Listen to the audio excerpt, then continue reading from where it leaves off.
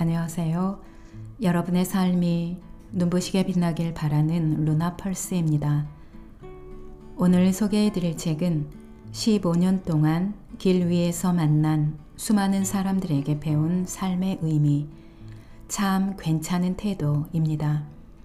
지은이는 박지현, 펴낸 것은 메이븐입니다.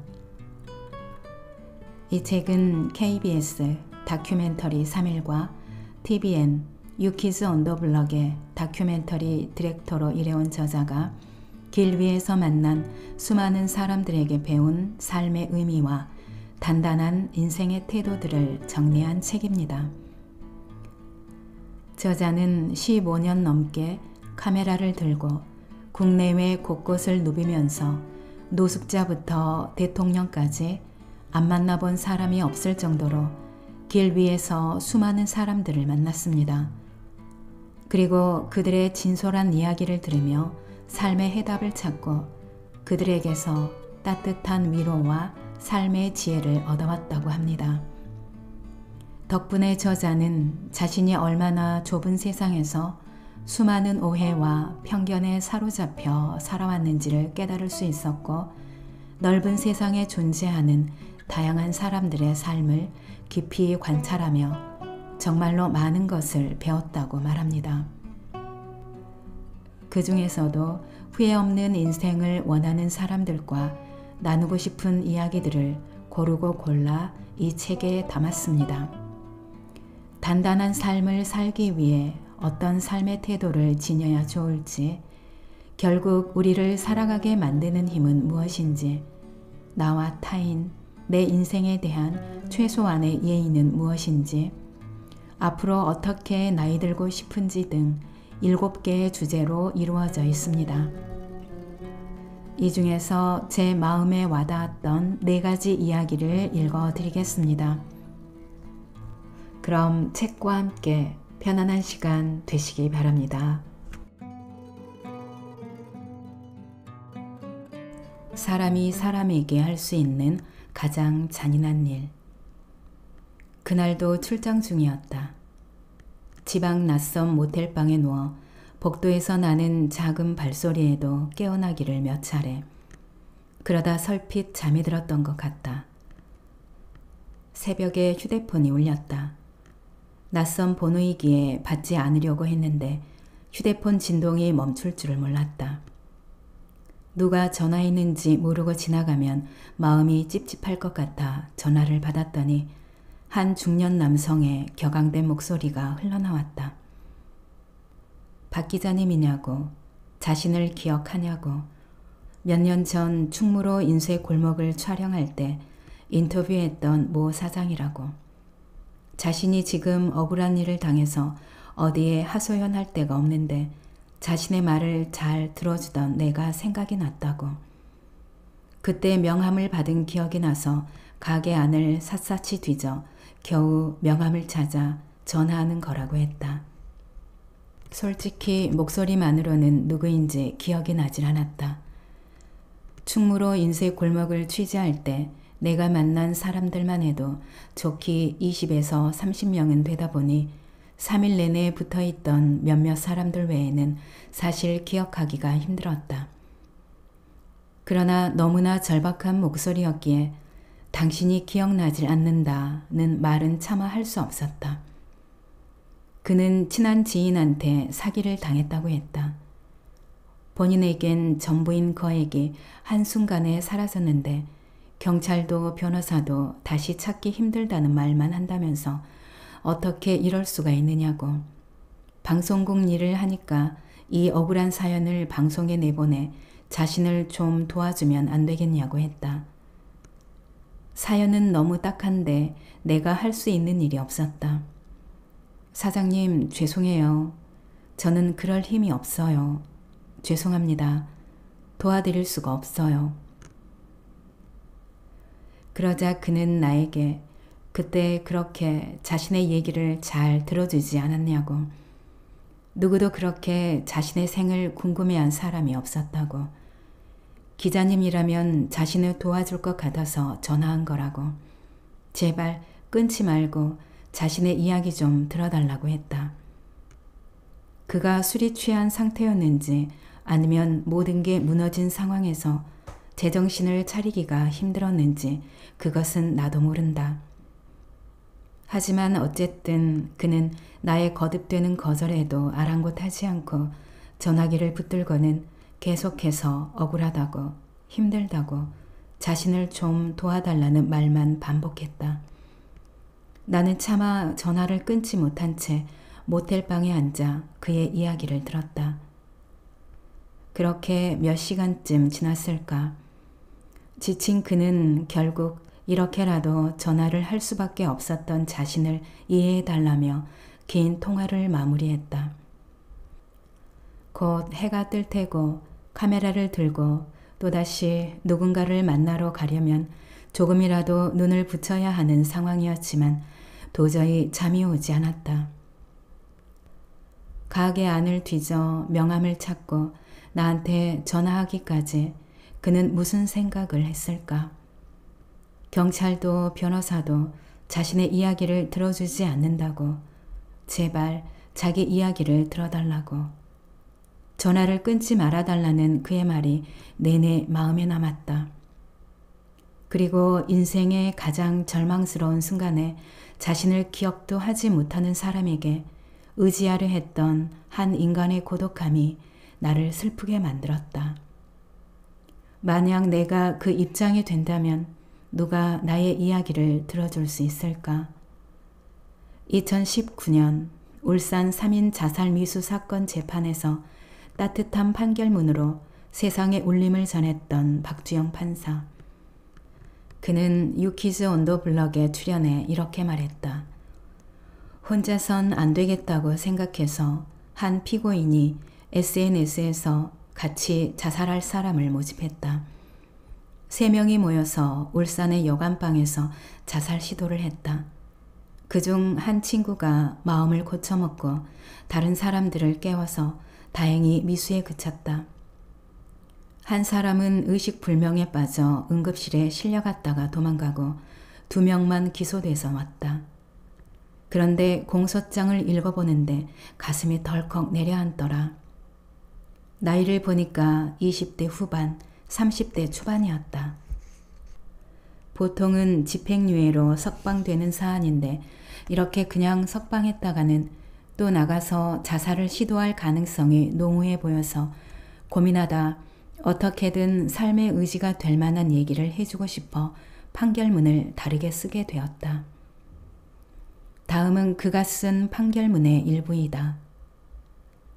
밖에서 보기에 별것 없어 보이는 사소한 이유들이 삶을 포기하게 만들듯 보잘것없는 작은 것들이 또 누군가를 살아있게 만든다. 어스름한 미명과 노을이 아름다워서 누군가 내민 손이 고마워서 모두가 떠나도 끝까지 곁을 지켜준 사람에게 미안해서 지금껏 버텨온 자신이 불쌍하고 대견해서 우리는 살아가고 있는지 모른다. 비록 하찮아 보일지라도 생의 기로에 선 누군가를 살릴 수 있는 최소한의 대책은 그저 눈길을 주고 귀 기울여 그의 얘기를 들어주는 것이 아닐까. 사람이 사람에게 할 수 있는 가장 잔인한 일은 혼잣말 하도록 내버려 두는 것이다. 나는 판결문을 다시 한번 읽으며 그날 새벽을 떠올렸다. 그때 인쇄소 사장의 전화를 받길 잘했다고 생각하면서. 세상에 하찮은 일은 없다.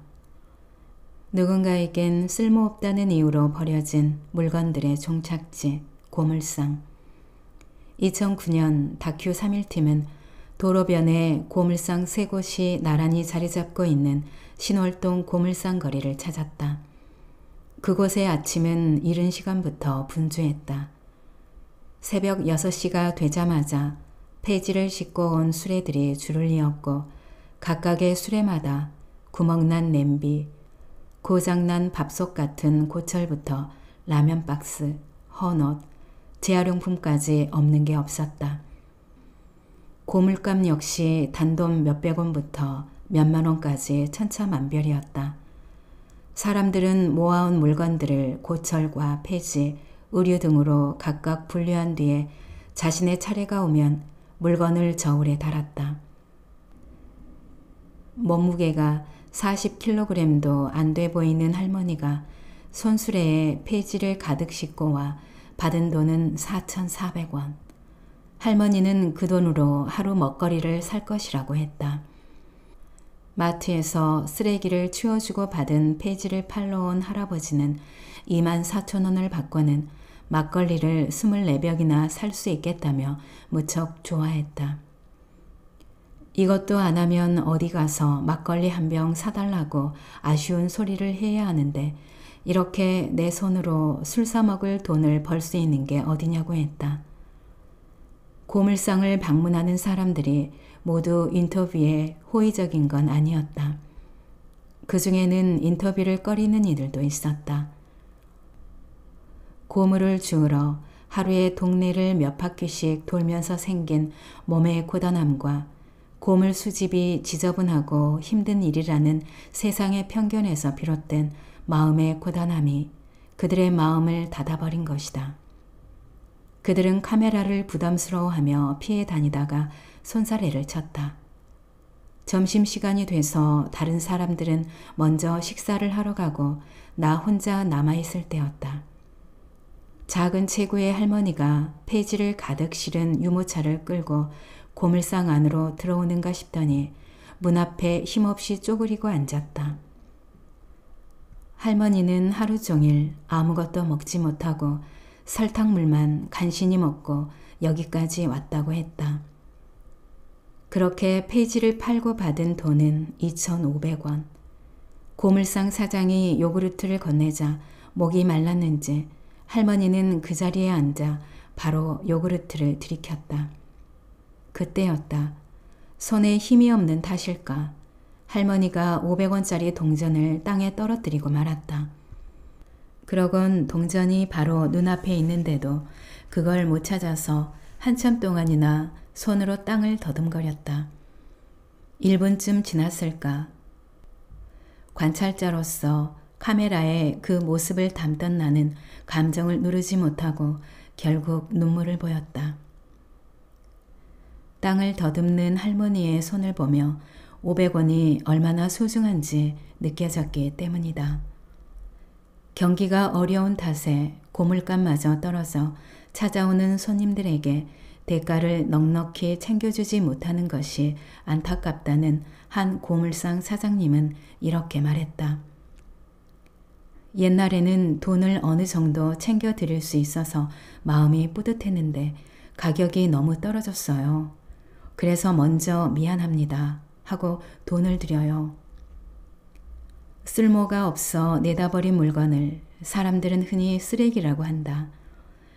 하지만 쓸모없는 것들을 주어 그것으로 생계를 유지하는 사람들에게 그것은 결코 쓰레기가 아니다. 부지런히 모은 만큼 무게는 더 나가게 마련이고 그만큼 하루벌이도 늘어난다. 이보다 더 정직한 밥벌이가 또 있을까? 그러나 고물을 주우러 다니는 일을 한다는 이유만으로 사람들은 곱지 않은 시선을 보내기도 한다. 고물을 팔아 가족의 생계를 책임지고 있는 한 젊은 여성은 어느 식당에 갔는데 아무도 주문을 받으러 오지 않더라고 했다. 노숙자인 줄 알고 그랬던 것 같다며 참았던 눈물을 보였다. 하지만 쓰레기를 만지는 자신을 보고 사람들이 쳐다보고 수군거려도 부지런히 일해서 그걸로 먹고 살기에 떳떳하다고 했다. 마찬가지로 청각장애와 언어장애가 있는 두 아들 대신 돈을 벌어야 하는 71세 할머니한테 폐지를 줍는 일은 허리가 꼬부라지고 배운 게 없어도 할 수 있는 일이다. 78kg 나가는 수레를 끌고 있고 부지런하다면 충분히 할 수 있는 일. 그것은 또 어느 남편이 아내의 병원비를 마련하기 위해 비가 오나 눈이 오나 하는 일이고 페인트 칠을 하는 작업공이 경기가 어려워 아파트 건설 일이 줄었을 때 단 10,000원이라도 벌기 위해 하는 일이다. 남한테 손 안 벌리고 아쉬운 소리 안 하고 내가 먹고 살 수 있을 정도만 벌 수 있으면 더 바랄 게 없다는 사람들의 말을 들으며 이런 생각이 들었다.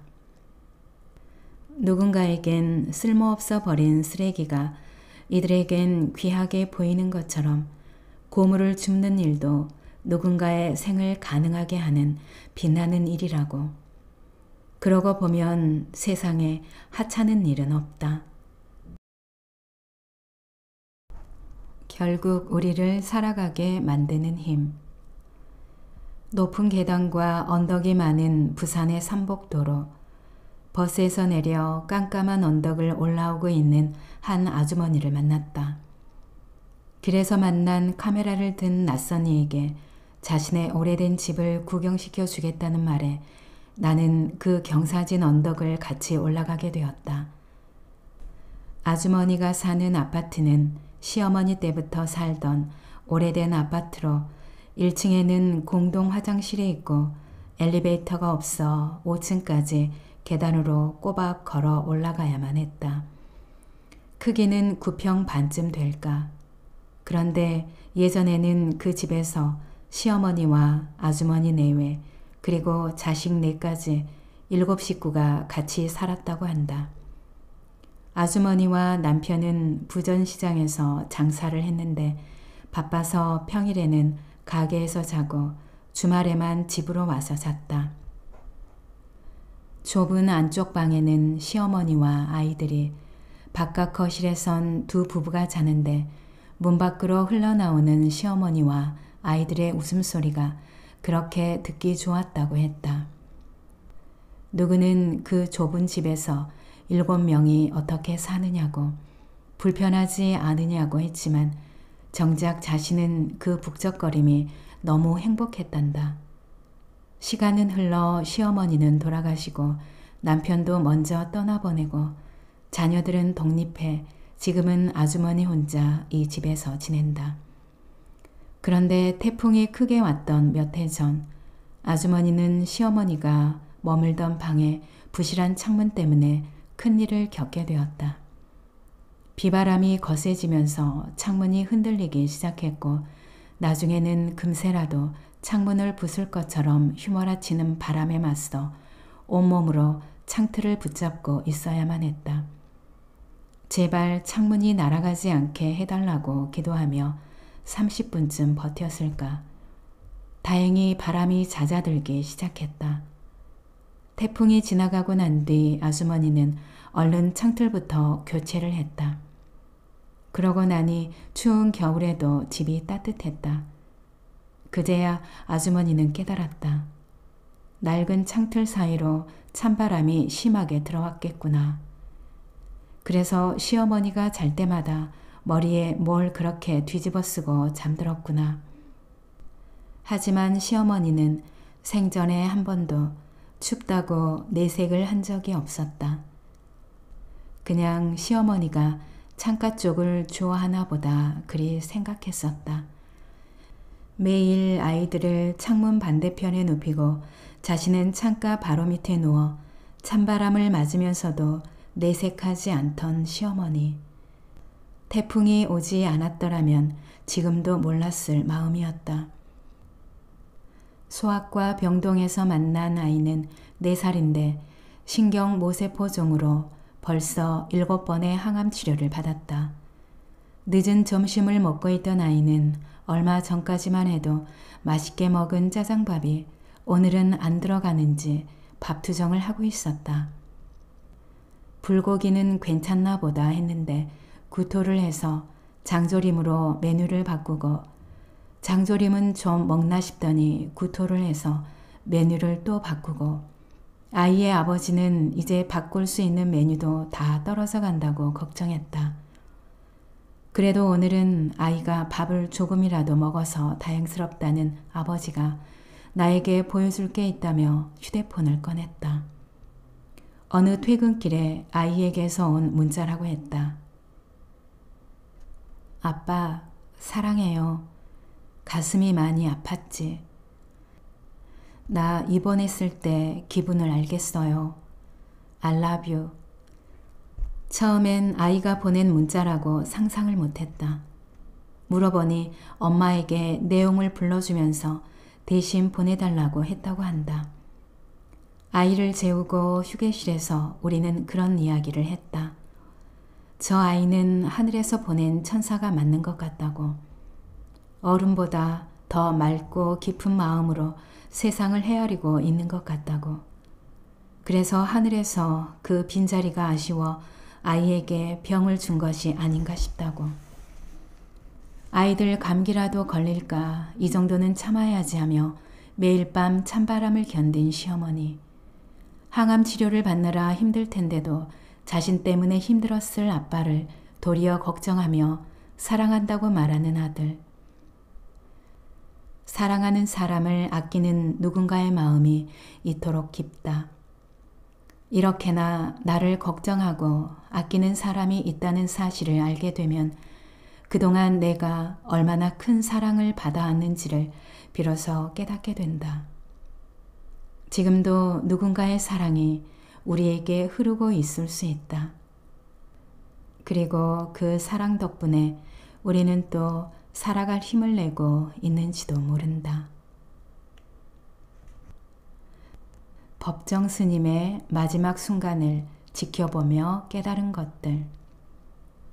이 몸뚱어리 하나를 처리하기 위해 소중한 나무들을 베지 말라. 내가 죽으면 강원도 오두막 앞에 내가 늘 좌선하던 커다란 넓적바위가 있으니 남아있는 땔감 가져다가 그 위에 얹어놓고 화장해달라. 수의는 절대 만들지 말고 내가 입던 옷을 입혀서 태워달라. 그리고 타고 남은 재는 봄마다 나에게 아름다운 꽃 공양을 바치던 오두막들의 철쭉나무 아래 뿌려달라. 그것이 내가 꽃에게 보답하는 길이다. 어떤 거창한 의식도 하지 말고 세상에 떠들썩하게 알리지 말라. 류시와 시인이 홈페이지를 통해 전한 법정 스님의 유언이다. 그에 따르면 법정 스님은 절대로 다비식도 하지 말라고 했단다. 하지만 스님이 병석에 누워있을 때 많은 사람들이 스님을 설득했고 그래서 스님이 출가한 전남 순천의 송광사에서 불교 예법에 따라 다비식을 치르기로 했다. 그리고 그로부터 8년 뒤 공개된 바에 따르면 스님은 임종계를 남겨달라는 제자의 말에 이렇게 답했다고 한다. 분별하지 말라. 내가 살아온 것이 그것이니라. 간다. 봐라. 2010년 3월 13일 오전 송광사에서는 스님의 말처럼 마지막 모습을 지켜보려는 수많은 사람들이 모인 가운데 소박하고 조촐한 다비식이 거행되었다. 대나무 평상 위에 가사 한 장 덮인 모습으로 스님의 운구가 도착했고 곧이어 법정 대종사 불 들어갑니다 라는 말과 함께 스님들이 쌓여있던 나무더미에 불을 붙였다. 그 모습을 지켜보던 사람들은 아이고 스님 하며 눈물을 보였고 스님 불 들어가요. 스님 얼른 나오세요 라고 외치기도 했다. 불길은 점점 더 거세게 타올랐고 스님의 육신은 연기와 재로 변해 하늘로 사라지거나 사람들의 어깨 위로 가만히 내려앉았다. 추모사나 조사도 없이 형형색색 만장이나 꽃상에도 없이 그렇게 법정 스님의 다비식은 끝이 났다. 애초에 다비식을 하고 싶지 않다고 했던 스님의 뜻을 최대한 받들기 위해서였다. 하지만 추모객들은 쉽사리 그 자리를 떠나지 못했고 한참 동안 불꽃을 바라보며 상념에 잠겨 있었다. 사람들은 불꽃을 보며 무슨 생각을 했을까? 그 중에는 그 순간을 스케치북에 담고 있는 사람도 있었다. 알고 보니 만화 악동이의 이희재 작가였는데 그는 전날 비보를 접하고 곁에 있고 싶어서 왔다고 했다. 그러면서 스케치를 보여주는데 사람들이 가운데를 빙 둘러싸고 있는 모습이 그려져 있었고 가운데 스님의 자리는 텅 비어 있었다. 스님이 오랫동안 우리들하고 같이 계셨잖아요. 육신은 이제 없지만 정말 안 계신 건지, 존재라는 게 정말 그런 건지, 없으면서도 있고 그런 것 같아요. 여기에 있는 많은 사람들의 지켜보는 얼굴들, 표정들, 그리고 그 가슴들에서는 무엇이 움직일까, 그런 생각들이 들었어요. 법정 스님은 마지막 가는 길까지 자신의 몸을 태워가며 육신이 한 줌의 재로 사라지는 게 인생이라고, 결국 빈손으로 왔다가 빈손으로 떠나는 게 인생이니 지금 이 순간을 살아가면 그뿐이라고 알려주었다. 자신을 태운 불꽃으로 텅 빈 공간을 만들고 그 불꽃 속에서 사람들이 자신을 깊이 바라보며 사유할 수 있게 만들어준 것이다. 법정 스님은 살아생전 최인호 작가와의 대담에서도 늙음이나 죽음은 결코 두려워할 게 아니라며 이렇게 말했다. 사람도 살 만큼 살았으면 그만 물러나야지요. 죽음은 나무가 자라는 것처럼 자연스러운 일이거늘 육신을 자신의 소유물로 여겨 소유물이 소멸된다는 생각 때문에 편안히 눈을 못 감는 것이지요. 죽음을 삶의 끝으로 생각하면 안 됩니다. 새로운 삶의 시작으로 생각할 수 있어야 합니다. 이렇게 생각하면 죽음이란 조금도 두려워할 것이 없는 지극히 자연스러운 일이에요. 대신 내가 지금 이 순간순간을 얼마나 나답게 살고 있는지가 우리의 과제지요. 현재 주어진 시간과 에너지를 어떻게 쓰고 있느냐, 또 이것이 이웃에게 어떤 영향을 미치고 있느냐를 늘 생각해야 합니다. 그래서 법정 스님은 살면서 가장 두려워해야 하는 것은 늙음이나 죽음이 아니라 녹슨 삶이라고 했다. 항상 녹슬지 않도록 내 삶을 돌봐야 한다는 뜻이다. 다음은 법정 스님의 에세이 아름다운 마무리에서 내가 좋아하는 구절이다. 나이가 어리거나 많거나 간에 항상 배우고 익히면서 탐구하는 노력을 기울이지 않으면 누구나 삶에 녹이 쓴다. 깨어있고자 하는 사람은 삶의 종착점에 이를 때까지 자신을 묵혀두지 않고 거듭거듭 새롭게 일깨워야 한다. 이런 사람은 이 다음 생의 문전에 섰을 때도 당당할 것이다. 불교 신자는 아니지만 나는 가끔씩 삶과 죽음에 대해 생각할 때면 한치의 미련도 없이 살 때는 삶에 철저했고 죽을 때는 죽음에 철저했던 법정 스님이 떠오른다. 어쩌면 다비식을 지켜보며 육신이 한 줌의 재가 되어버리는 순간을 목도하는 강렬한 체험을 한 것이 그때가 처음이자 마지막이었기 때문일지도 모른다.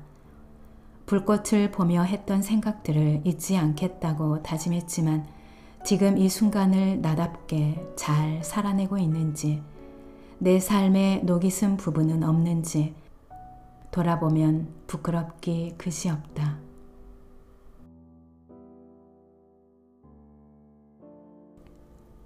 오늘 영상은 여기까지입니다. 여러분의 구독과 좋아요, 알림 설정은 저에게 큰 힘이 되는 거 아시죠? 오늘도 끝까지 들어주셔서 감사합니다.